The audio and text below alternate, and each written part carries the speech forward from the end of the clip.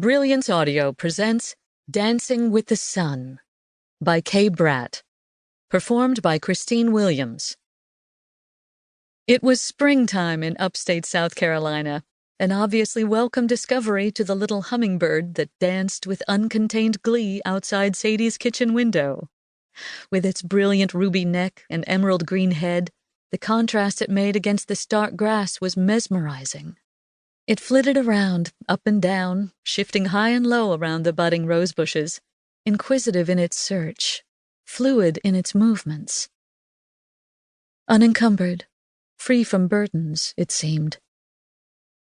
It peeked in at her, as though asking why the feeder hadn't been filled in months. She wasn't sure why Tom hadn't taken care of it. He was the bird watcher. And she was too tired to deal with it. Or maybe tired wasn't the right word. Her fatigue wasn't of the physical kind. It was that dark fog that slipped in and robbed you of the desire to do anything. It made getting out of bed a major chore in the morning, and getting back into it her most frequent thought during the day.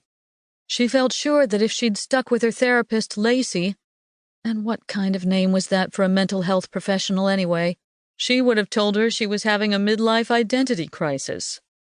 Sadie thought herself a fairly smart woman, and from the day they'd moved Lauren into the freshman hall and left her standing at the curb waving, she'd known it was a possibility that the empty nest phenomenon could happen to her.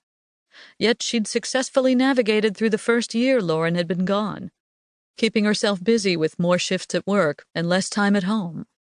Now they were on year 2, and since Sadie had skimmed through year 1 without too much emotional havoc, she'd thought she was good to go.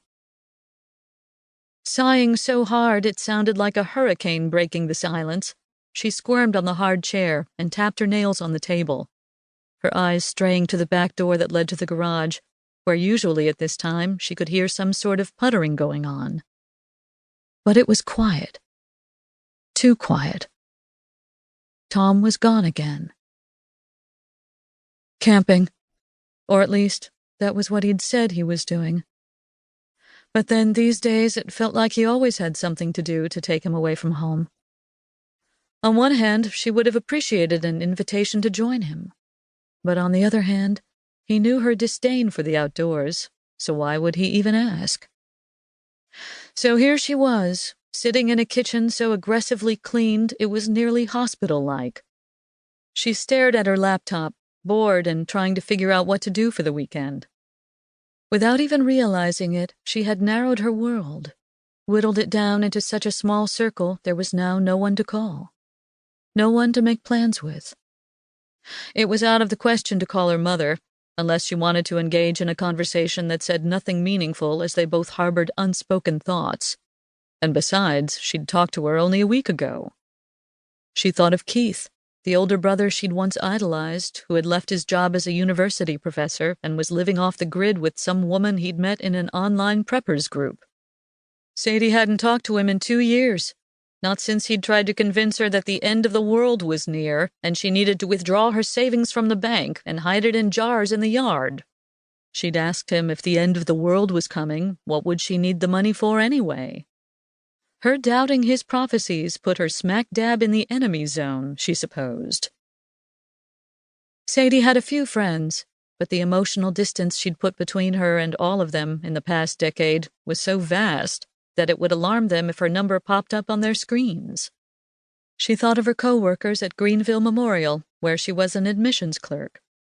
Marilyn with her 3 boys at home, never having a moment to herself with all the sports and school events they were involved in.